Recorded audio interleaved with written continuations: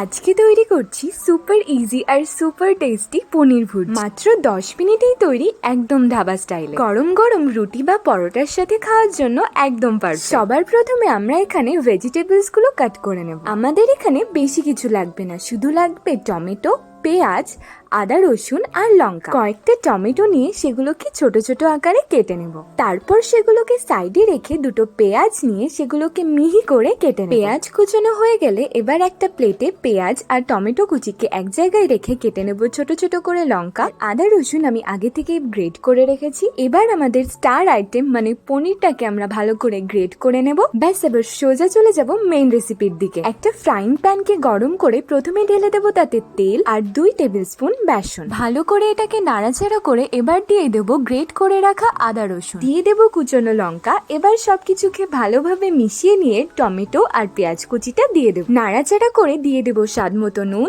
তারপর ঢেলে দেব বেশ কিছুটা জল। এবার একে একে দিয়ে দেব হলুদ গুঁড়ো, ধনে গুঁড়ো, শুকনো লঙ্কার গুঁড়ো আর জিরে গুঁড়ো। নাড়াচাড়া করে নিয়ে জল শুকিয়ে গেলে একটু প্রয়োজন মতো জল ঢেলে নেব। এবার গ্রেভিটাই অ্যাড করে দেব গ্রেট করে রাখা পনির। খুব ভালো করে মিশিয়ে নেব যাতে মশলাগুলো পনিরের সাথে ভালোভাবে মিশে যায়। এবার উপর থেকে ছড়িয়ে দেব ফ্রেশ ধনেপাতা আর কাসুরি মেথি। খুব কম সময়ে তৈরি হয়ে গেল পনির ভুর্জি। দেখুন শুধু এর কালারটা কতটা সুন্দর এসেছে। এটা দেখতেও যতটা সুন্দর, খেতেও ততটাই দুর্দান্ত। এবার আপনার পছন্দ মতো রুটি, পরোটা যে কোনো কিছুর সাথে এটার পরিবেশন করুন। রেসিপিটা কেমন লাগলো অবশ্যই আমাকে কমেন্ট সেকশনে জানাবেন। আরও এরকম সহজ আর মজাদার রেসিপি দেখতে আমার চ্যানেলটিকে সাবস্ক্রাইব করতে ভুলবেন না।